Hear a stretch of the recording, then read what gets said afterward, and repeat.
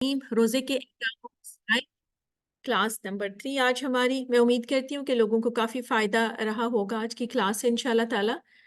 और आगे भी इंशाल्लाह एक हमारी नेक्स्ट वीक में हमारी लास्ट क्लास होगी। आप लोगों से रिक्वेस्ट है कि प्लीज़ आप ज़रूर क्लासेस को अटेंड करें, क्योंकि आज भी कुछ सवालात जो लोग पूछ रहे थे वो ऑलरेडी हम क्लास में डिस्कस कर चुके हैं, लेकिन क्योंकि उन्होंने क्लासेस अटेंड नहीं की थी तो इसलिए वो सवालात पूछ रहे थे। तो आप लोगों से रिक्वेस्ट है कि काइंडली ज़रूर क्लासेस को अटेंड करें। देखिए, थोड़ा सा वक्त एक है ये, अ, हम सबको शैतान ने बड़े बहलावे में डाला हुआ है कि हम लोग बहुत मसरूफ़ हैं। नो डाउट मसरूफियत होती है, लेकिन ये भी बहुत ज़रूरी चीज़ है, बहुत ज़रूरी इल्म है जो हमारे लिए हासिल करना ज़रूरी है।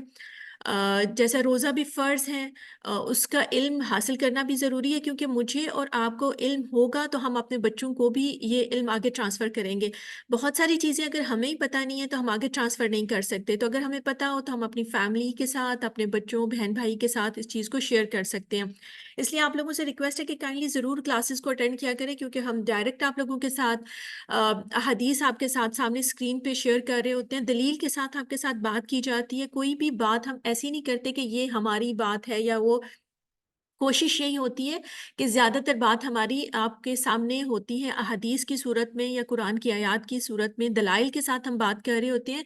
और वैसे भी मैं हाफ़िज़ साहब के साथ इन टच होती हूँ, उनसे सवालात पूछ के वो भी बताए जाते हैं। जैसे फिर मैं आपको बताती हूँ कि ये सवालात मेरे हैं और जवाबात आलिम साहब के हैं, वो आपके साथ शेयर किए जाते हैं। तो आप लोगों से रिक्वेस्ट है कि प्लीज़ ज़रूर क्लासेस को अटेंड करें, इस इल्म को हासिल करें और आगे पहुँच जाएँ। तो सबसे पहले हम अपनी नियतों को अल्लाह सुब्हानो तआला के लिए खालिस कर लेते हैं, क्योंकि वही अमल मकबूल होगा।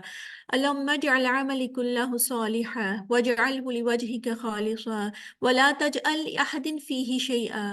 ए अल्लाह, मेरे सारे अमल को साले बना दे और इसे अपने चेहरे के लिए खालिस कर ले, और इसमें किसी एक के लिए भी कोई हिस्सा ना रख। आमीन या रब्बल आलमीन। और वक्त ज़रूर निकालना होता है, ये ज़रूरी है हमारे लिए, मेरे लिए भी और आपके लिए भी। मैं ऐसे ही अपना टाइम लेके जा रही है, मुझे लगता है कि वक्त तो गुजरता जा रहा है। अगर आप जिन लोगों ने माशाल्लाह से मेरे साथ ये सारी क्लासेस अटेंड की हैं, उनका भी वक्त गुजरा, और वो लोग जिन्होंने मेरे साथ क्लासेस अटेंड नहीं की उनका भी वक्त गुजरा, लेकिन जिन्होंने अपना वक्त दिया मुझे, जाहिर है उनके वक्त में और दूसरों के वक्त में या सीखने में या इल्म में लाजिम फ़र्क आया है। तो जो इल्म वाला है और क्या इल्म वाला है, जैसे कुरान पाक में भी आता है ना कि क्या इल्म वाला और बगैर इल्म के बराबर हो सकते हैं? तो नहीं हो सकते। तो जिसने वक़्त दिया उसने यकीनन कुछ ना कुछ सीखा। अल्हम्दुलिल्लाह, अल्लाह सुब्हानो तआला कबूल फ़रमाए और हम लोगों को अमल करने की तौफ़ीक अता फ़रमाए। आमीन या रब्बल आलमीन। वो अमूर जिनसे रोज़ा मकरूह नहीं होता, ये ज़रूर अपने पास नोट करते जाइए। काइंडली ये मैंने पहले भी रिक्वेस्ट की थी, ताकि जो इम्पोर्टेंट चीज़ें होती हैं वो अपने अपने पास नोट डाउन करते लेना है। भूल-चूक से खा-पी लेना रोज़े को तोड़ता है, ना मकरूह करता है। यानी कि अगर हमने गलती से कुछ खा-पिया लिया है, तो उससे ना तो रोज़ा टूटता है और ना ही मकरूह होता है। हज़रत अबू हुरैरा रज़ियल्लाहु अन्हु नबी अकरम सल्लल्लाहु अलैहि वसल्लम से रवायत करते हैं कि नबी अकरम सल्लल्लाहु अलैहि वसल्लम ने फरमाया, जब कोई भूल कर खा पी ले तो अपना रोज़ा पूरा करे, क्योंकि उसे अल्लाह ने खिलाया-पिलाया है। इसे बुखारी ने रवायत किया है। तो अगर आपने गलती से कुछ खा पी लिया है ना, और ऐसा शुरू के दिनों में आपको पता है हो जाता है, नहीं याद रहता, तो कोई बात नहीं, आप जल्दी से जाके कुल्ली कर लीजिए, कोई फ़िक्र की बात नहीं है, आपका रोज़ा मुकम्मल हो जाएगा। ये अल्लाह ने आपको खिलाया-पिलाया है। तो बेफ़िक्र रहिए, ना सोचें कि मेरा रोज़ा टूट गया है। मिसवाक करने से रोज़ा मकरूह नहीं होता, रोज़ा आप मिसवाक करना तो अफ़ज़ल अमल है। हज़रत अम हज़रत आमिर बिन रबिया रज़ियल्लाहु अन्हु से रवायत है, मैंने नबी अकरम सल्लल्लाहु अलैहि वसल्लम को रोज़े की हालत में इतनी मर्तबा मिसवाक करते देखा है कि गिन नहीं सकता। इसे बुखारी ने रवायत किया है कि कसरत से नबी अकरम सल्लल्लाहु अलैहि वसल्लम रोज़े की हालत में कसरत से मिसवाक किया करते थे। तो हम लोगों ने भी ये बात अपने अमल के लिए लेनी है कि हम लोग भी कसरत से मिसवाक किया करेंगे। जब भी वज़ू करें, वज़ू से पहले आपने अपनी आदत बनानी है कि आप मिसवाक लाज़िम करेंगे। ये अपने ऊपर लाज़िम है, नहीं लाज़िम, लेकिन ये अपने लिए करेंगे। मसनून अमल है, सुन्नत का सवाब मिलता है और अल्लाह सुब्हानो तआला के कुर्ब का ज़रिया है। अल्लाह ताला की कुर्बत नसीब होती है, और मैं और आप, हम में से कौन नहीं चाहता कि हम अपने रब के करीब हों। तो उसके करीब होना चाहते हैं तो फिर अमाल भी करने पड़ेंगे हमें। तो उसके लिए फिर हमें उन रास्तों पर चलना है जो हमें अल्लाह सुब्हानो तआला के करीब पहुँचा दें। मिसवाक उनमें से एक तरीका है जिसको हम अपना कर अल्लाह सुब्हानो तआला का कुर्ब हासिल कर सकते हैं। गर्मी की शिद्दत से रोज़ादार सर में पानी बहा सकता है, اس سے روزہ مکروہ نہیں ہوتا۔ حضرت ابو بکر بن عبد الرحمن رحمہ اللہ کہتے ہیں نبی اکرم صلی اللہ علیہ وسلم کے اصحاب میں سے ایک صحابی نے کہا میں نے نبی اکرم صلی اللہ علیہ وسلم کو دیکھا کہ نبی اکرم صلی اللہ علیہ وسلم روزے میں گرمی یا پیاس کی وجہ سے سر پر پانی بہا رہے تھے۔ اسے ابو داؤد نے روایت کیا ہے۔ روزے کی حالت میں مزید احتلام ہو جائے تو روزہ ٹوٹتا ہے نہ مکروہ ہوتا ہے، یعنی کہ نہ تو روزہ ٹوٹتا ہے اور نہ ہی مکروہ ہوتا ہے۔ تو یہ بھی آپ نے اس کو بھی اگر آپ روزے کی حالت میں ہیں تو اگر آپ کی ڈسچارج ہوتا ہے کچھ تو اس سے آپ کا روزہ نہیں ٹوٹتا، اور احتلام ہوتے ہیں ویٹ ڈریم جو نائٹ ڈسچارج ہوتا ہے، اگر ایسا کچھ ہو تو اسے روزہ نہیں ٹوٹتا۔ حضرت عبداللہ بن عباس اور حضرت اکرمہ رضی اللہ عنہم فرماتے ہیں روزہ کسی چیز کے جسم میں داخل ہونے سے ٹوٹتا ہے، جسم سے خارج ہونے سے نہیں ٹوٹتا۔ اسے بخاری نے روایت کیا ہے۔ تو دیکھیے بخاری کی حدیث کا مفہوم، اس کو آپ اپنے ذہن میں رکھ لیں تو بڑی چیز آسان ہو جائے گی کہ جب ہم اپنے جسم میں کسی چیز کو داخل کرتے ہیں، اپنے معدے میں لے کے جاتے ہیں، جو طاقت کا ذریعہ بنتا ہے، اس سے ہمارا روزہ ٹوٹتا ہے، لیکن اگر ہمارے جسم سے کوئی چیز خارج ہوتی ہے تو اس سے روزہ نہیں ٹوٹتا۔ ہنڈیا کا ذائقہ چکھنا، تھوک نکلنا اور مکھی کے حلق میں چلے جانے سے روزہ مکروہ نہیں ہوتا۔ حضرت عبداللہ بن مسعود رضی اللہ عنہ نے فرمایا جب تم میں سے کوئی روزہ دار ہو تو اسے تیل کنگھی کر لینا چاہیے۔ حضرت حسن رضی اللہ عنہ فرماتے ہیں روزہ دار کے لیے ناک میں دوا ڈال لینے میں کوئی حرج نہیں، بشرطے کے حلق تک نہ پہنچے۔ نیز روزہ دار سرما لگا سکتا ہے۔ تو ناک میں اگر میڈیسن ڈالنی ہے تو وہ حلق تک نہیں پہنچنی چاہیے۔ اگر آپ کو لگتا ہے کہ ناک میں میڈیسن ڈالیں گے تو چانسز ہوتے ہیں کہ وہ حلق میں جائے گی تو اس کو اوائڈ کریے، مت ڈالیے۔ اور حضرت عبداللہ بن عباس رضی اللہ عنہما فرماتے ہیں روزہ دار ہنڈیا یا کسی دوسری چیز کا ذائقہ چکھ لے تو کوئی حرج نہیں۔ اگر آپ ذائقہ چکھ لیتے ہیں نا تو ذائقہ چکھ کے پھر اس کو تھوک دیجئے، اس کو آپ نے نگلنا نہیں ہے۔ حضرت عطا رحم اللہ نے کہا روزہ دار اپنا تھوک نگل سکتا ہے۔ حضرت حسن رضی اللہ عنہ نے کہا اگر مکھی روزہ دار کے حلق میں چلی جائے تو کوئی حرج نہیں۔ اگر کسی پر غسل فرض ہو لیکن دیر سے اٹھے تو سحری کھا کر غسل کر سکتا ہے، البتہ کھانے سے پہلے وضو کر لینا چاہیے۔ جیسے اب سم ٹائم ایسا ہوتا ہے نا کہ فرض کریے روزہ ہم نے فرض روزہ رکھنا تھا، رمضان کا مہینہ ہے، ہم صبح اٹھے، ہم نے غسل کرنا تھا اور اس کے بعد پھر ہم نے روزہ رکھنا تھا۔ غسل فرض تھا، یعنی کہ وہی آپ کو پتہ جو ایک ہسبینڈ اینڈ وائف کا ریلیشن شپ ہوتا ہے جماع کی وجہ سے، تو آپ نے صبح اٹھ کے غسل کرنا تھا، لیکن جب آپ صبح اٹھے تو لیٹ اٹھے، آپ کے پاس اتنا ٹائم ہی نہیں ہے، آپ کے پاس بہت مناسب سا ٹائم ہے کہ آپ صرف تھوڑا سا کچھ کھا پی سکتے ہیں اور اذان ہو جائے گی۔ تو اب آپ ایسا کریے کہ آپ جلدی سے کچھ کھا پی لیجئے اور اس کے بعد اذان کے بعد سے پھر آپ جیسے آپ نے کچھ کھایا پیا، کھانے پینے کے بعد پھر آپ جا کے غسل کر لیجئے، تو آپ کا روزہ پھر ہو جائے گا۔ تو آپ سحری کھا کر غسل کر سکتے ہیں، تو جلدی سے آپ یہ کر سکتے ہیں کہ آپ وضو کر سکتے ہیں۔ حضرت ابو بکر بن عبد الرحمن رحمہ اللہ سے روایت ہے میں اور میرے والد حضرت عائشہ رضی اللہ عنہما کے پاس آئے۔ حضرت ابو بکر بن عبد الرحمن رحمہ اللہ سے روایت ہے کہ میں اور میرے والد حضرت عائشہ رضی اللہ عنہا کے پاس آئے۔ حضرت عائشہ رضی اللہ عنہا نے بیان کیا میں گواہی دیتی ہوں رسول اللہ صلی اللہ علیہ وسلم احتلام کے سبب سے نہیں بلکہ جماع کے سبب سے حالت جنابت میں صبح کرتے اور غسل کیے بغیر روزہ رکھتے، بعد میں نماز فجر سے پہلے غسل فرماتے۔ پھر ہم دونوں حضرت ام سلمہ رضی اللہ عنہا کے پاس آئے اور انہوں نے بھی یہی بات کہی۔ اسے بخاری نے روایت کیا ہے۔ تو یہ دلیل آپ کے سامنے ہے کہ حضرت عائشہ نے کہا کہ وہ گواہی دیتی ہیں کہ نبی کریم صلی اللہ علیہ وسلم احتلام کے سبب سے نہیں بلکہ جمع کے سبب سے حالت جنابت میں صبح کرتے تھے۔ احتلام جیسے میں نے بتایا یہ ویٹ ڈریم ہوتے ہیں اور جمع ہوتا ہے انٹرکورس کرنا۔ تو انٹرکورس کی وجہ سے جب وہ حالت جنابت میں صبح کرتے تھے تو غسل کیے بغیر روزہ رکھتے اور بعد میں پھر فجر سے پہلے نماز فجر سے پہلے غسل کر لیتے تھے۔ تو یہ بخاری کی حدیث کا مفہوم آپ کے سامنے ہے، ایسا کیا جا سکتا ہے۔ روزے کی حالت میں بیوی کا بوسہ لینا جائز ہے، یعنی کہ بیوی کو کس کر سکتے ہیں بشرطے کے جذبات پر قابو ہو۔ اگر آپ کو پتہ ہے کہ آپ اپنے جذبات پر کنٹرول کر سکتے ہیں دین آپ اپنی وائف کو کس کر لیں۔ حضرت عمر رضی اللہ عنہ سے روایت ہے کہ ایک روز میرا جی چاہا اور میں نے روزے کی حالت میں اپنی بیوی کا بوسہ لے لیا، یعنی کہ اس کو کس کر لیا۔ میں نے نبی اکرم صلی اللہ علیہ وسلم کی خدمت میں عرض کیا، آج میں نے بڑا غلط کام کیا ہے، روزے کی حالت میں بوسہ لے لیا۔ رسول اللہ صلی اللہ علیہ وسلم نے فرمایا، اچھا بتاؤ، اگر تم روزے کی حالت میں کلی کر لو تو پھر؟ میں نے عرض کیا، کلی میں کیا حرج ہے؟ نبی اکرم صلی اللہ علیہ وسلم نے فرمایا، پھر کس چیز میں حرج ہے؟ یعنی کس کرنے میں کوئی حرج نہیں۔ اسے احمد اور ابو داؤد نے روایت کیا ہے۔ روزے میں پچنے لگوانا جائز ہے۔ پچنے لگوانا ہوتا ہے کپنگ کرنا۔ آپ ساتھ دیکھ رہے ہیں اسکرین پہ، آپ کو یہ دکھایا جا رہا ہے، آپ کے دیکھ رہے ہیں کپنگ کرنا یہ ایسے ہوتا ہے کہ حجامہ بھی اس کو کہتے ہیں۔ آپ دیکھ سکتے ہیں اسکرین پہ آپ کے ساتھ شیئر کیا جا رہا ہے کہ کپنگ آپ کو لگائی جاتی، کپنگ کی جاتی ہے، کٹ لگائے جاتے ہیں، دین کپنگ کر کے پھر خون نکالا جاتا ہے، تو یہ پچنے لگوانا ہے۔ حضرت عبداللہ بن عباس رضی اللہ عنہما فرماتے ہیں، میں نے نبی اکرم صلی اللہ علیہ وسلم نے روزے کی حالت میں پچنے لگوائے۔ حضرت عبداللہ بن عباس رضی اللہ عنہما فرماتے ہیں، نبی اکرم صلی اللہ علیہ وسلم نے روزے کی حالت میں پچنے لگوائے، اسے بخاری نے روایت کیا ہے۔ تو علاج کے طور پر سوئی، بلیڈ یا اس طرح کے ساتھ جسم کے کسی حصے سے خون نکلوانے کو پچنے لگوانا کہتے ہیں۔ کپنگ کرنا، حجامہ، یہ سب اسی میں آتا ہے۔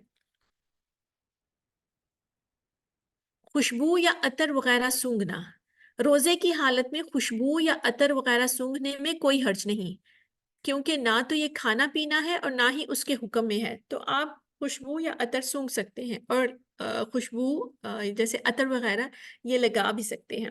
انجیکشن لگوانا، بحالت روزہ طاقت کا غذا اور انجیکشن لگوانے سے روزہ ٹوٹ جاتا ہے۔ اگر آپ نے طاقت کا لگوایا ہے انجیکشن تو اس سے روزہ آپ کا ٹوٹے گا، لیکن اس کے برخلاف اگر روزہ محض بیماری کے لیے آپ نے لگوایا ہے تو اس سے پھر آپ لگوا سکتے ہیں۔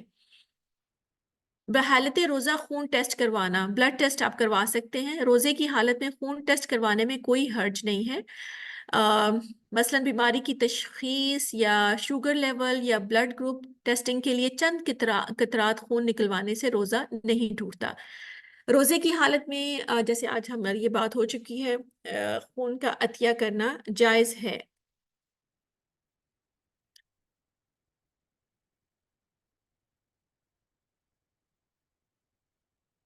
بحالت روزہ حرام امور، اب کون سے کام ہیں جو ہمیں ہرگز نہیں کرنے چاہیے؟ یہاں پر بعض افعال ایسے ہیں جن کا بحالت روزہ ارتکاب کرنا سخت گناہ کا باعث اور روزے کے اجر و ثواب کو برباد کرنے والا ہے۔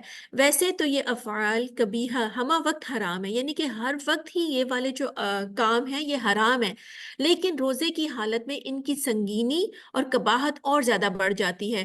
اب ہم ان میں سے بعض کا ذکر کرتے ہیں، تو یہ بھی ہمارے لیے جاننا بہت ضروری ہے کہ حرام کام کون سے ہیں۔ روزے کی حالت میں ہم نے کون سے حرام کام ہیں جن سے بچنا ہے۔ ایسا نہ ہو کہ صرف ہمارا روزہ کھانا پینا ہی ہو، کیونکہ بعض لوگوں کا ایسا ہوگا کہ انہوں نے صرف کھانے پینے سے خود کو روکا ہوا ہوگا، لیکن ان کو روزے کا ثواب نہیں ملے گا۔ تو یہ چیز بھی ہمارے لیے بہت اہم ہے۔ تو سب سے امپورٹنٹ، سب سے پہلے آپ دیکھیے کہ کیا ہے جھوٹ بولنا، جو کہ بہت کامن ہے روزے کی حالت میں۔ جھوٹ بولنا، فحش کوئی فحش باتیں کرنا، تہمت ترازی، کسی پہ الزام لگانا، جھوٹ کی اشاعت، اس پر عمل، غیبت، چغلی اور دیگر شیطانی کاموں سے اجتناب ضروری ہے، یعنی کہ ان سے بچنا ضروری ہے، ورنہ روزہ دار روزوں کے ثواب خالی ہاتھ واپس لوٹے گا۔ دیکھیے کتنا سخت حکم ہے کہ اگر روزے کی حالت میں جھوٹ بولنا نہیں چھوڑا، فحش گوئی نہیں چھوڑی، آپ فحش باتیں کر رہے ہیں، بے حیائی کی باتیں کر رہے ہیں، لوگوں پہ تہمت لگا رہے ہیں۔ جھوٹ کی اشاعت کیا ہے؟ آپ کے پاس کوئی میسج آیا، کوئی حدیث آئی اور آپ نے اس کو دیکھا اور آپ نے اس کی تصدیق نہیں کی اور آگے لوگوں کو آپ نے فارورڈ کرنا شروع کر دیا، تو یہ بھی جھوٹ کی اشاعت ہے۔ تو اس سے بچنا ہے آپ نے، اس پر عمل، جیسے اس کے بعد غیبت ہے، برائیاں کر رہے ہیں دوسرے لوگوں کی، چغلیاں لگا رہے ہیں، اور اسی طرح کے دوسرے شیطانی کاموں سے یہ بچنا بہت ضروری ہے، ورنہ روزے دار روزے کے ثواب سے محروم اور خالی ہاتھ واپس لوٹے گا۔ ایک میں بات یہاں پہ کہنا چاہتی ہوں، بھی مجھے کچھ دن پہلے مجھے ایک کسی بہن نے واٹس ایپ پہ ایک میسج کیا اور اس نے کہا کہ باجی یہ دیکھیے اس میں سے کون سی بات صحیح ہے اور کون سی نہیں۔ رجب کے حوالے سے وہ بات تھی، اور جب میں نے ان خاتون کا سنا وائس میسج تو وہ رجب کے حوالے سے، رجب میں روزوں کے حوالے سے اتنی فضیلت بیان کر رہی تھی کہ یہ अल्लाह सुब्हानो तआला ने कुरान में ये कहा है रजब के रोज़ों का कि 2 रोज़े रखोगे तो इतना सवाब है, ये कुरान में कहा है, 10 रखोगे तो ये ऐसे और ऐसे। और ऐसी कोई बात मतलब अल्हम्दुलिल्लाह कुरान पाक से मैं भी गुज़री हूँ, पढ़ा है मैंने भी। तो ऐसा कोई भी कि रोज़ों के रजब के रोज़ों का इतना सवाब है, ये कुरान में ज़िक्र नहीं है। तो मुझे बहुत एक तकलीफ़ भी हुई कि और वो आप सुने तो आपको अंदाज़ा नहीं लगा सकते आप कि ये सही नहीं है, क्योंकि ज़ाहिर है वो इस तरीके से दलील से बात कर रही हैं। फिर उसमें कुछ बातें उन्होंने सही भी की कि अपनी नीयत को अल्लाह के लिए ख़ालिस करना चाहिए और इस तरह की बात। हाँ, ये वाली बात बिल्कुल सही है कि हमें अपनी नीयत को अल्लाह के लिए ख़ालिस करना चाहिए, तौबा इस्तिग़फ़ार करना चाहिए, ये बात भी दुरुस्त है। लेकिन उसी में उन्होंने उस बात को भी कहा और आगे कहा कि इसको फ़ॉरवर्ड करें, दूसरे लोगों को भी पहुँचाएँ और वो सब। तो ख़ैर वो फिर मैंने उनको कहा कि मतलब ये वाली बात इसमें दुरुस्त नहीं है। तो रजब के हवाले से बहुत सारी इस तरह की बातें अगर आप तक भी पहुँचती हैं तो वो बिदआत भी बहुत सारी रजब में बहुत सारी बिदआत भी की जाती हैं, तो इन सब से हमने बचना है। तो अब मुझे उस वक़्त ये ख़्याल आ रहा था कि अगर मैंने कुरान नहीं पढ़ा होता, मैं उससे नहीं गुज़री होती, तो मैंने उन बातों पे सोच के उनको सही मान लेना था और मैं उन पे अमल करती। तो अल्हम्दुलिल्लाह अल्लाह ने मुझे तौफ़ीक दी और मैं कुरान से गुज़री हूँ, तो मुझे पता है कि ऐसी बात कुरान में नहीं है। तो अगर किसी बहन को उसने कुरान को नहीं पढ़ा, तर्जुमे के साथ नहीं पढ़ा, तो उसको ये बात नहीं पता होगी और वो बात सुन के कि रजब में तो ये बात है और वो तो खुद भी उस पे अमल करना शुरू कर देगी और दूसरे लोगों को भी वो मैसेज फॉरवर्ड कर देगी। तो आपने क्या किया? आपने झूठ की इशाअत की ना, झूठ बात दूसरे लोगों तक पहुँचाई। अगर वो लोग भी उस पे कल को अमल करते हैं ना, तो वो झूठ आपके भी खाते में लिखा जाएगा, वो आपके नाम-ए-अमाल में भी लिखा जाएगा। तो हमें इस तरह की चीज़ों से बचना चाहिए और सही इल्म हासिल करना ज़रूरी है। अगर कुरान मैंने और आपने तर्जुमे के साथ पढ़ा होगा, हमने गुज़रे होंगे कुरान पाक से, उसके तर्जुमे से, उसकी तफ़सीर पढ़ी होगी, तो हमें पता होगा कि हाँ, अल्लाह सुब्हानो तआला ने ये बात कुरान में कही है और ये नहीं कही। तो ये जानना बहुत ज़रूरी है। तो इसीलिए जब कोई आपके पास हदीस भी आती है, तो आपके लिए ये चेक करना बहुत ज़रूरी है कि ये ऑथेंटिक हदीस है कि नहीं। अगर मौज़ू मनगढ़ंत हदीस है, तो उसको आपने आगे फॉरवर्ड नहीं करना, वरना अगर उस हदीस पे कोई अमल करता है, तो वो आपके नाम-ए-अमाल में भी लिखी जाएगी। अगर वो आगे और दूसरे लोगों को फॉरवर्ड करते हैं, तो इन सब लोगों इन सब लोगों की वो अगर कोई बिदअत है, उस पे अमल करते हैं, तो उन सब लोगों की बिदअत वो आपके नाम-ए-अमाल में भी लिखी जाएगी। तो इस तरह की चीज़ों से बचना चाहिए, ये बहुत ज़रूरी है। अगर आप आगे फॉरवर्ड करना चाहते हैं, किसी अहले इल्म बंदे से कन्फर्म करिए कि क्या ये ऑथेंटिक है। अगर आपको वो कन्फर्म करते हैं कि जी, ये ऑथेंटिक है, उसके बाद आप उसको शेयर करिएगा। जैसे कि अबू हुरैरा रज़ियल्लाहु अन्हु बयान करते हैं, रसूलुल्लाह सल्लल्लाहु अलैहि वसल्लम ने फरमाया, जो झूठ बोलना और इस पर अमल करना ना छोड़े, तो अल्लाह को कोई ज़रूरत नहीं कि वो अपना खाना और पीना छोड़े। ये बुखारी की हदीस का मफ़हूम है। और आपको पता है मज़ाक में भी झूठ नहीं बोलना चाहिए और छोटे-छोटे झूठों से भी अवॉइड करना चाहिए। बाज़ औक़ात हम अपने बच्चों को ही कहते हैं कि अच्छा तुम ये काम करो फिर मैं तुम्हें ये चीज़ लेके दूँगी। अब हमने लेके नहीं देनी होती, हम ऐसे ही कह देते हैं, तो ये भी झूठ है। तो या ये कि अच्छा मैं ना आपके लिए कुछ लाई हूँ। अगर आपके पास कुछ नहीं ना, आपने कुछ नहीं लाया हुआ, आप ऐसे ही बच्चे को तो तुम जल्दी-जल्दी अपना होमवर्क कर लो, फिर मैंने आपको कुछ देना है और आपका इरादा ऐसा कुछ भी नहीं है, तो ये भी झूठ है। तो खुदारा छोटे-छोटे झूठों से भी बचने की कोशिश करिए। झूठ झूठ है, छोटा-बड़ा, कहीं पे भी ये नहीं कहा गया कि छोटे भू झूठ की इजाज़त है और बड़े की नहीं। जो गलत बयानी है, जो झूठ है, वो चाहे छोटा है, बड़ा है, वो झूठ ही है। तो इस ये अहादीस आपके सामने, बुखारी की हदीस आपके सामने है कि जो झूठ बोलना और उस पर अमल करना ना छोड़े, तो अल्लाह को कोई ज़रूरत नहीं कि वो अपना खाना और पीना छोड़े। तो ये अब आपने आज से कॉन्शियस हो जाना है कि जब भी कोई बात करने लगे हैं, गलत बयानी, झूठ अपनी ज़िंदगियों से मुकम्मल तौर पे आपने निकाल देना है, इंशाअल्लाह। गाली करना, गाली-गलौच, लड़ाई-झगड़ा, बदकलामी, तोहमतबाज़ी वग़ैरह ये वो अफ़आल कबीहा हैं कि बहालत रोज़ा जिनके इर्तिकाब से बिलख़ुसूस मना किया गया है, क्योंकि इनसे रोज़े का अज्र व सवाब ज़ाया हो जाता है और रोज़ेदार के हिस्से में भूख और प्यास के सिवा कुछ भी नहीं आता। तो खाली भूख और प्यास नहीं लेनी, लअल्लकुम तत्तकून, तकवा के रास्ते पे हमने चलना है। हमारा मकसद अभी से यही है कि हमने अपने रमज़ान तक पहुँचने के बाद इंशाअल्लाह ताला अपनी बुराइयों पे काबू पाना है और अपने जो रमज़ान में जो रोज़े का मकसद तकवा है, उसको हासिल करना है। गाली-गलौच नहीं देनी, लड़ाई-झगड़ा नहीं करना, बदकलामी नहीं करनी, बद-इख़लाक़ी नहीं करनी, किसी पे तोहमत नहीं लगानी, इन सारी चीज़ों से भी बचना है। جیسا کہ ابو ہریرہ رضی اللہ عنہ بیان کرتے ہیں، رسول اللہ صلی اللہ علیہ وسلم نے فرمایا، روزہ گناہوں سے ڈھال ہے، لہٰذا جب تم میں سے کوئی روزے کی حالت میں ہو، کوئی یا بےہودہ کلامی نہ کرے اور نہ ہی چیخے چلائے۔ اگر کوئی دوسرا اس سے گالی گلوچ یا لڑائی کرے تو کہہ دے میں روزے سے ہوں، اس لیے میں تم سے گالی گلوچ یا لڑائی نہیں کروں گا۔ یہ بخاری اور مسلم کی حدیث کا مفہوم ہے۔ بحال گانا بجانا، فلمیں اور اڑیا تصاویریں وغیرہ دیکھنا، یعنی کہ نیکٹ پکچرز ہوتی ہیں جو ان کو کیا ہم اڑیا تصویریں ہیں وہ ہوتی ہیں بعض اوقات، کیا ہم وہ دیکھ سکتے ہیں؟ اس کی کوئی گنجائش نکلتی ہے؟ یہ وہ گندے کام ہیں جو ہمہ وقت حرام ہیں۔ گانا سننا بھی، فلمیں وغیرہ دیکھنا جو آپ عموماً ٹی وی پہ یہ لگتی ہوتی ہیں یا بعض اوقات ہم موبائل یوز کر رہے ہوتے ہیں تو اس میں آ جاتی ہیں، تو ہمیں روزے بحالت روزہ ان گناہوں کے خطورت اور سنگینی مزید بڑھ جاتی ہے۔ دیکھیں یہ کام ویسے بھی حرام ہے، لیکن روزے کی حالت میں اور زیادہ ان کی سنگینی بڑھ جاتی ہے، کیونکہ یہ مبارک مہینہ ان جیسے برائیوں کو اور خبائث میں ملوث ہونے کا نہیں ہے، بلکہ یہ مبارک مہینہ کس چیز کا ہے کہ ہم اللہ سبحانہ وتعالیٰ سے توبہ و استغفار کریں اور نیکیوں میں سبقت لینے کا مہینہ ہے، تقوی اختیار کرنے کا مہینہ ہے، اپنے نامہ اعمال میں نیکیوں کو زیادہ سے زیادہ سمیٹ لینے کا مہینہ ہے۔ تو توبہ استغفار کر کے جو اپنے گناہ ہیں وہ اللہ سبحانہ وتعالیٰ سے معاف کروانے ہیں، اللہ نہ کرے ان میں اضافہ نہیں کرنا، ان کو بڑھانا نہیں ہے۔ ارشاد باری تعالیٰ ہے، اعوذ باللہ من الشیطان الرجیم، وَمِنَ النَّاسِ مَن يَشْتَرِي لَهْوَ الْحَدِيثِ لِيُضِلَّ عَن سَبِيلِ اللَّهِ بِغَيْرِ عِلْمٍ وَيَتَّخِذَهَا هُزُوًا أُولَئِكَ لَهُمْ عَذَابٌ مُّهِينٌ۔ سورہ لقمان کی آیت نمبر 6۔ اور بعض لوگ ایسے بھی ہیں جو لغو باتیں خریدتے ہیں تاکہ بے علمی کے ساتھ لوگوں کو اللہ کی راہ سے بہکائیں اور اسے ہنسی مذاق بنائیں، یہی وہ لوگ ہیں جن کے لیے رسوا کرنے والا عذاب ہے۔ عبداللہ بن مسعود رضی اللہ عنہ سے اس آیت کریمہ کے بارے میں پوچھا گیا تو انہوں نے قسم کھا کر کہا، اس آیت کریمہ میں لغو باتوں سے مراد گانا ہے۔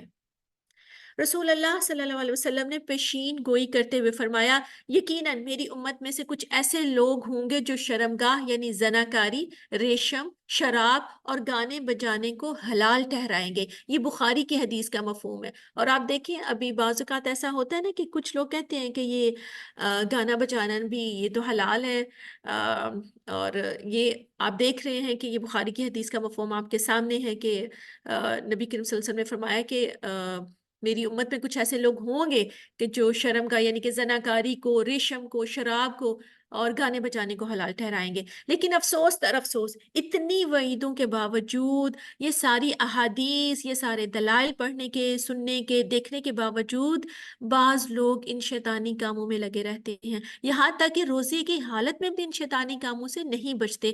ایسے ہی لوگوں کے بارے میں رسول اللہ صلی اللہ علیہ وسلم کا ارشاد ہے، بہت سے روزے دار ایسے ہیں کہ ان کو اپنے روزے سے بھوک کے سوا کچھ بھی نہیں ملتا، اور بہت سے قیام کرنے والے ایسے ہیں کہ ان کو اپنے قیام سے جاگنے کے سوا کچھ بھی نہیں ملتا۔ تو ان کو بھوک کے سوا کچھ نہیں ملا، جو لوگ ان باتوں سے، ان چیزوں سے باز نہیں آئے، اور اگر وہ راتوں کو قیام بھی کر رہے ہیں تو سوائے ان کو قیام کرنے میں ہم کیا کرتے ہیں؟ جاگتے ہیں، مشقت کرتے ہیں، قیام کر رہے ہوتے ہیں، تو ان کو سوائے جاگنے کے کچھ نہیں ملا، یعنی کہ قیام کرنے کا جو اجر و ثواب تھا نا وہ نہیں ملا۔ تو دیکھیے یہ ساری چیزیں ایک چین کی طرح ہیں، ایک دوسرے کے ساتھ کنیکٹڈ ہے، جیسے کہتے ہیں نا کہ ایک نیکی دوسری نیکی کو دعوت دیتی ہے۔ تو اس لیے ہمیں اپنی زندگی میں زیادہ سے زیادہ نیک اعمال کو شامل کرنا ہے، ذکر اذکار کو شامل کرنا ہے، قرآن کو سمجھنا ہے، تو تبھی ہم جو روزے کا صحیح مقصد ہے اس کو پا سکیں گے۔ اور اس کا بھی خیال رکھیے گا کہ صرف خود نہیں بچنا، ہم نے اپنے اہل و عیال کو بھی اس سے بچانا ہے۔ اس بات کو بھی دیکھیں کہ کہیں ہمارے بچے تو روزہ رکھ کے میوزک اور یہ ساری چیزوں میں تو نہیں لگے ہوئے، اس کا بھی خیال رکھیے گا۔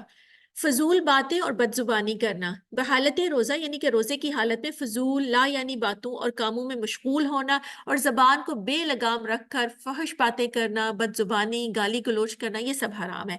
جیسے کہ رسول اللہ صلی اللہ علیہ وسلم نے فرمایا، روزہ کھانا پینا چھوڑنے کا نام نہیں بلکہ لو کاموں اور باتوں اور بد زبانی سے بچنے کا نام روزہ ہے۔ تو روزہ کس کا نام ہے کہ آپ نے لو کاموں سے اور باتوں سے بد زبانی سے بچنا ہے۔ فضول باتیں نہیں کرنی، بل فضول باتیں کرنے کی بجائے ذکر کریے، بد زبانی نہیں کرنی، بد اخلاقی نہیں کرنی۔ اور اگر کوئی فرض کریے، اب یہ بھی سوال آ سکتے ہیں نا ذہن میں کہ بعض اوقات ہم تو کسی سے بد زبانی یا بد اخلاقی نہیں کر رہے، لیکن کوئی دوسرا ہمارے ساتھ آ کے بد اخلاقی کرے، تو اگر کوئی دوسرا آپ کے ساتھ کرتا ہے تو پھر آپ نے کیا کرنا ہے کہ میں روزے سے ہوں، اس بات کو آپ نے یاد رکھتے ہیں، اس کی بات کا بد اخلاقی کا یا بد زبانی کا جواب آپ نے اسی بد اخلاقی یا بد زبانی کے ساتھ نہیں دینا۔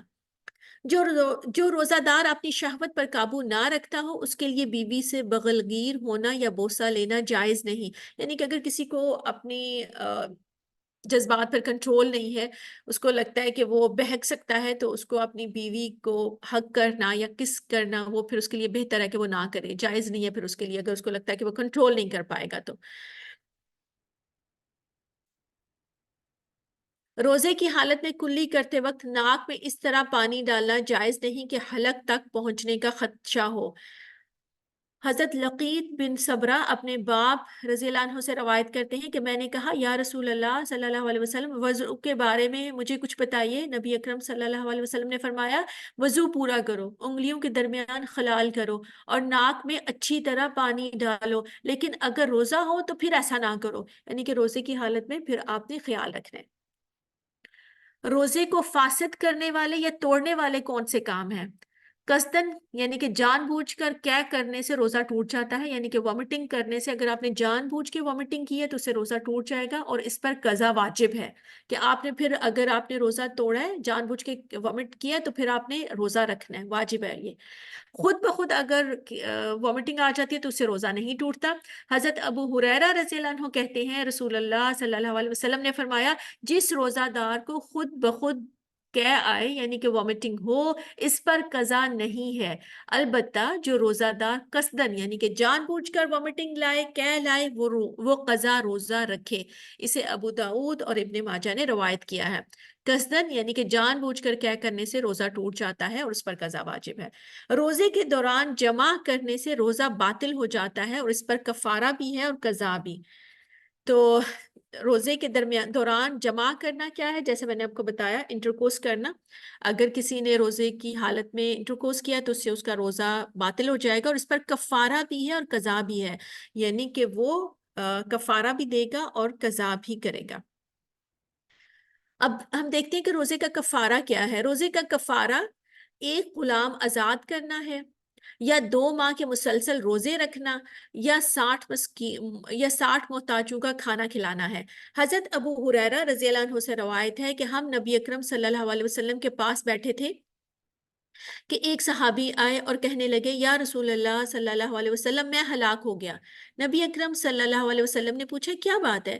اس نے کہا میں روزے کی حالت میں بیوی سے صحبت کر بیٹھا ہوں، یعنی کہ اس کے ساتھ انٹرکورس کر لیا انہوں نے۔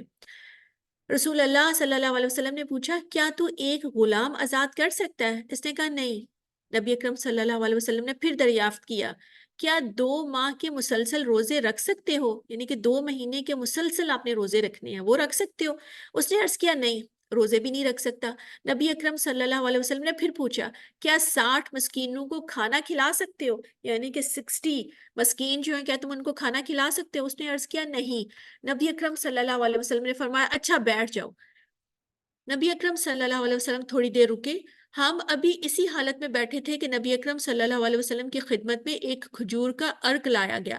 عرق بڑے ٹوکرے کو کہا جاتا ہے۔ نبی اکرم صلی اللہ علیہ وسلم نے فرمایا مسئلہ پوچھنے والا کہاں ہے؟ اس نے عرض کیا میں حاضر ہوں۔ نبی اکرم صلی اللہ علیہ وسلم نے فرمایا یہ کھجوریں لے جا اور صدقہ کر دے۔ اس نے عرض کیا یا رسول اللہ صلی اللہ علیہ وسلم کیا صدقہ اپنے سے زیادہ محتاج لوگوں کو دوں؟ واللہ مدینے کی ساری آبادی میں کوئی گھر میرے گھر سے زیادہ محتاج نہیں۔ رسول اللہ صلی اللہ علیہ وسلم ہنس دیے، یہاں تک کہ نبی اکرم صلی اللہ علیہ وسلم کی داڑھیں نظر آنے لگی۔ نبی اکرم نے فرمایا اچھا جاؤ اپنے گھر والوں کو ہی کھلا دو۔ اسے بخاری اور مسلم نے روایت کیا ہے۔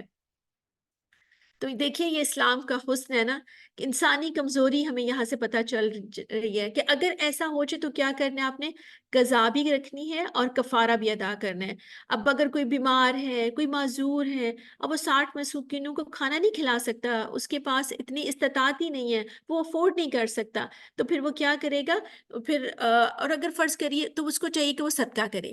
تو اب اگر اس کی اتنی استطاعت بھی نہیں ہے کہ وہ کسی کو صدقہ ہی کر سکے، تو پھر جو مالدار لوگ ہیں نا، پھر وہ اس کو کچھ نہ کچھ مال دیں گے، تو وہ پھر اس سے دوسروں کو صدقہ کر دے گا۔ اور اگر نہیں ہے، اگر فرض کریں مالدار اس کو صدقہ نہیں کرے، تو پھر وہی وہ اپنا توبہ استغفار کرے گا۔ کیونکہ دیکھیے روزہ جو ہے نا وہ ایک فرض عبادت ہے، اس لیے اس کے احکامات بھی فرض کے درجے میں آتے ہیں۔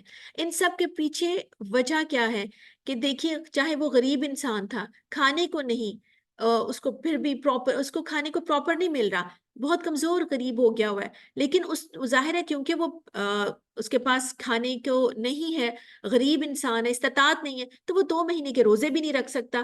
اور جب ظاہر اتنی استطاعت نہیں ہے تو وہ 60 مسکینوں کو کھانا بھی نہیں کھلا سکتا، تو پھر ایسی صورت میں وہ کیا کرے گا کہ وہ پھر اتنی استطاعت بھی نہیں، تو وہ پھر کفارہ صدقہ دے گا۔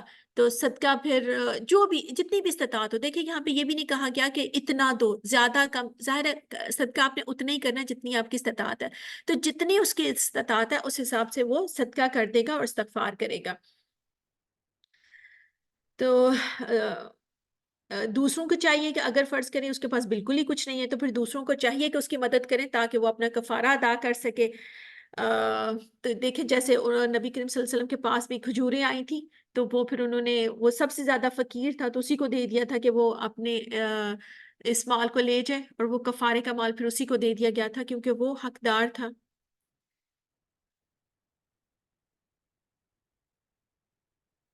حیض یا نفاس شروع ہونے سے عورت کا روزہ ٹوٹ جاتا ہے، روزے کی قضا ہے، نماز کی نہیں۔ جیسے ہی پیریڈ شروع ہوتے ہیں نا تو آپ کا روزہ ٹوٹ یہ والا بھی ایک غلط خیال پایا جاتا ہے کہ اگر 12 بجے کے بعد ہمیں پیریڈز ہوں تو پھر ہمارا روزہ ٹوٹتا نہیں ہے، ایسی بات نہیں۔ یعنی کہ افطاری سے اگر 5 منٹ پہلے بھی آپ کے پیریڈز ہو گئے تو آپ کا روزہ ٹوٹ جائے گا، آپ کا روزہ باقی نہیں رہے گا۔ تو اگر افطاری سے 5 منٹ پہلے بھی آپ کو پیریڈز ہو گئے تو آپ کا روزہ ٹوٹ جائے گا، پھر آپ کچھ بھی کھا پی بھی سکتے ہیں اور وہ سب ہے، آپ کا روزہ نہیں ہوگا، اس روزے کی آپ نے قضا دینی ہے، یہ آپ ضرور یاد رکھیے گا۔ جیسے ہی ہمارے پیریڈ سٹارٹ ہوتے ہیں ہمارا روزہ ٹوٹ جاتا ہے، اور اس روزے کی پھر قضا ہے وہ بعد میں آپ نے رکھنا ہے، اس کی نماز نہیں ہے۔ حضرت ابو سعید خدری رضی اللہ عنہ کہتے ہیں نبی اکرم صلی اللہ علیہ وسلم نے فرمایا کہ ایسا نہیں ہے کہ عورت جب حائضہ ہو جاتی ہے تو نہ نماز پڑھ سکتی ہے نہ روزہ رکھ سکتی ہے، اور عورتوں کے دین میں کمی کی یہی وجہ ہے، اسے بخاری نے روایت کیا ہے۔ نفلی روزے، نفلی روزے کی فضیلت ہم دیکھ لیتے ہیں۔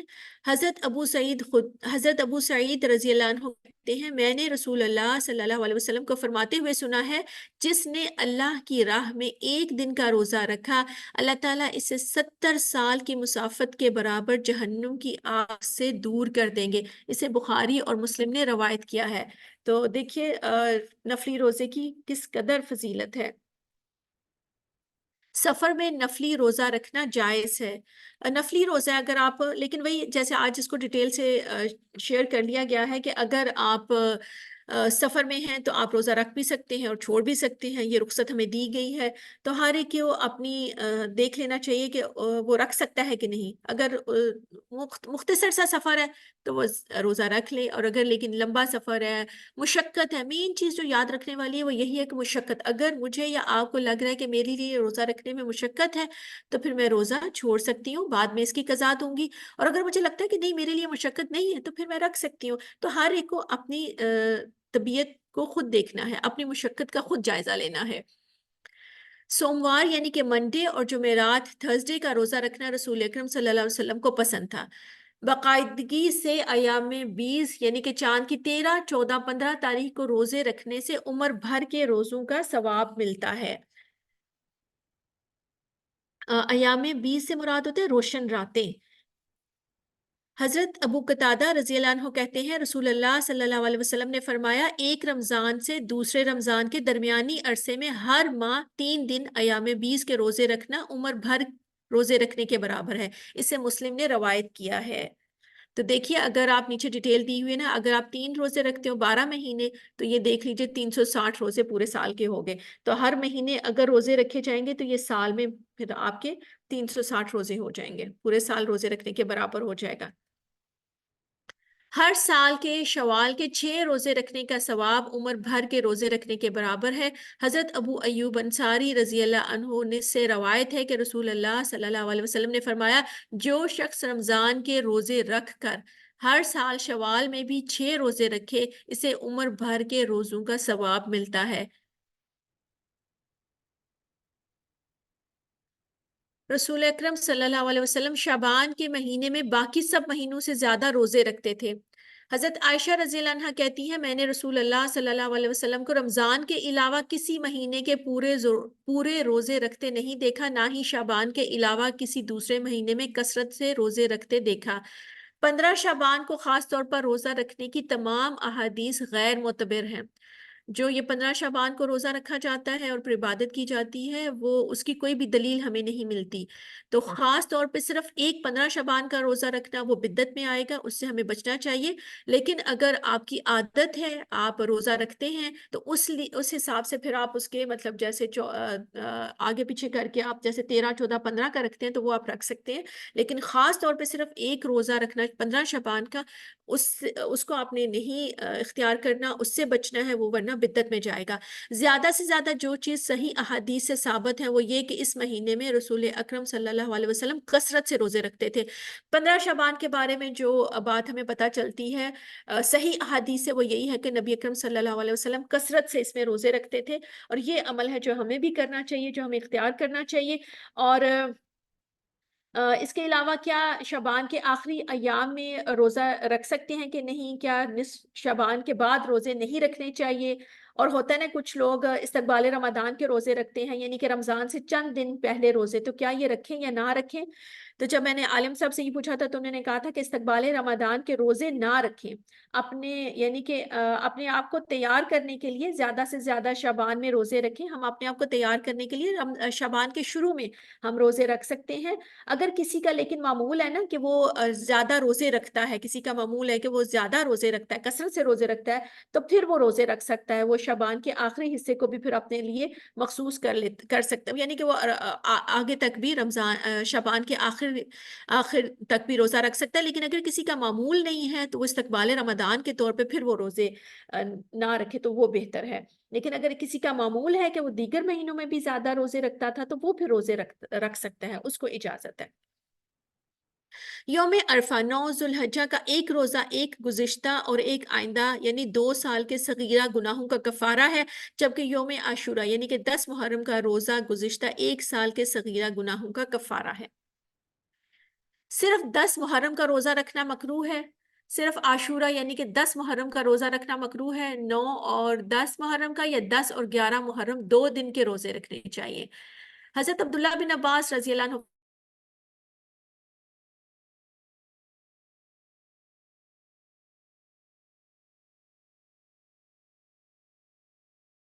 یہود و نصارہ کے نزدیک بڑی عظمت کا دن ہے۔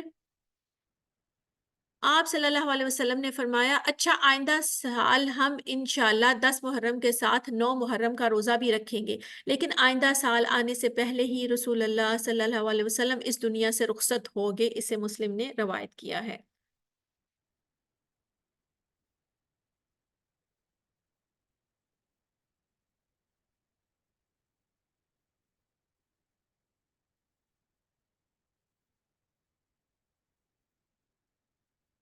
ممنوع اور مکروہ روزے کون سے روزے ہیں جو ممنوع ہیں؟ عید الفطر اور عید الاضحیٰ کے روزے رکھنا منع ہے، یعنی کہ دونوں عید کے دن روزہ رکھنا منع ہے۔ حضرت ابو عبید رضی اللہ عنہ کہتے ہیں، میں نے عمر بن خطاب رضی اللہ عنہ کے ساتھ نماز عید ادا کی۔ حضرت عمر رضی اللہ عنہ نے کہا، ان 2 دنوں کے روزے رکھنے سے نبی اکرم صلی اللہ علیہ وسلم نے منع فرمایا ہے۔ پہلا دن جب تم اپنے روزے ختم کرو، دوسرا دن جب تم قربانی کا گوشت کھاتے ہو، اسے بخاری نے روایت کیا ہے۔ صرف جمعے کے دن کا روزہ رکھنا بھی منع ہے۔ اگر کوئی شخص اپنے معمول کے مطابق جمعے کا روزہ رکھے تو جائز ہے، مثلاً اگر کوئی شخص ہر دوسرے یا تیسرے دن روزہ رکھنے کا عادی ہے تو وہ پھر جمعے کا روزہ اس طریقے سے رکھ سکتا ہے کہ یعنی کہ جمعرات اور جمعے کا روزہ رکھے گا یا پھر جمعے اور ہفتے کا روزہ رکھے گا۔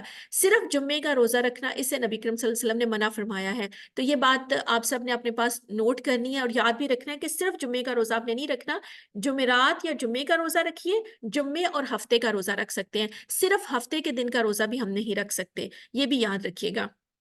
یہ میں نے عالم صاحب سے بھی کنفرم کیا ہے۔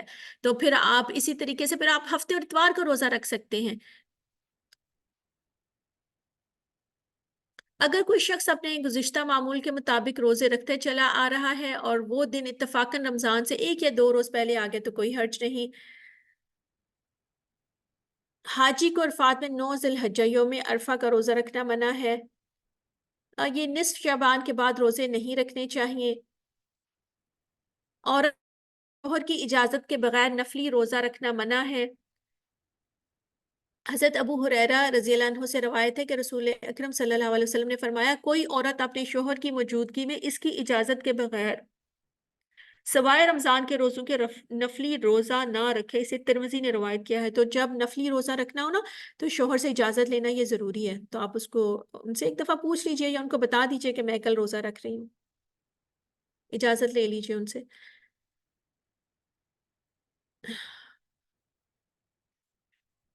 صرف ہفتے کے دن کا روزہ رکھنا بھی مکروہ ہے۔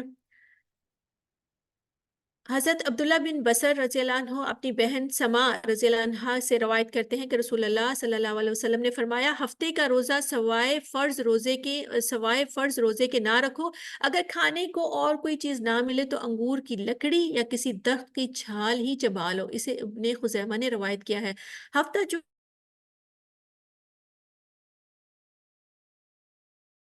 چونکہ اہل کتاب کی عید کا دن تھا نا تو لہٰذا ملا کر روزہ رکھنے کا حکم دیا ہے۔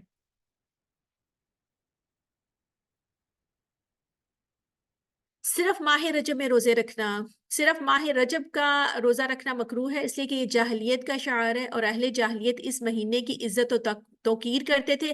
لیکن اگر ماہ رجب کے ساتھ دوسرے مہینوں کے بھی روزے رکھے جائیں اور صرف ماہ رجب کو روزوں کے ساتھ خاص نہ کیا جائے تو پھر اس مہینے کا روزہ رکھنے میں کوئی حرج نہیں۔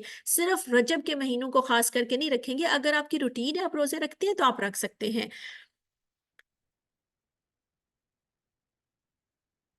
حافظ ابن رجب رحم اللہ فرماتے ہیں، خصوصی طور پر ماہ رجب کے روزوں کی فضیلت سے متعلق رسول اللہ صلی اللہ علیہ وسلم اور آپ کے صحابہ سے کوئی چیز وارد نہیں۔ شیخ الاسلام ابن تیمیہ رحم اللہ قمتراز ہیں، خصوصی طور پر ماہ رجب کے روزوں سے متعلق تمام تر روایات ضعیف بلکہ موضوع ہیں، یعنی کہ من گھڑت ہیں۔ اہل علم ان میں سے کسی بھی روایت پر اعتماد نہیں کرتے۔ تو یہ میں جو آپ کو ذکر کر رہی تھی نا کہ رجب کے روزوں کے حوالے سے جو لوگوں نے یہ روایات اس طرح کی شیئر کرتے ہیں کہ 2 روزے رکھو تو ان کا اجر 10 اتنا اجر ہے، 10 روزوں کا اتر اور 15، تو مطلب اس طرح کی یہ تمام جو ہیں یہ ضعیف ہیں، موضوع من گھڑت ہیں، تو ان پر عمل نہیں کرنا، ان سے بچنا۔ یہ بدعات کی طرف جاتا ہے تو ہمیں بدعات کی طرف نہیں جانا، ان کو اپنی زندگی سے نکالنا ہے۔ جو صحیح علم ہم تک پہنچا دیا گیا ہے ہمیں اس پہ عمل کرنا ہے، جو احادیث آپ کے سامنے شیئر کی گئی ہیں۔ آپ جیسے ایام 20 کے روزے رکھ سکتے ہیں، 13، 14، 15 کے، ان کی فضیلت ہے۔ منڈے اور تھرسڈے کا روزہ رکھیے، اس کی فضیلت ہے۔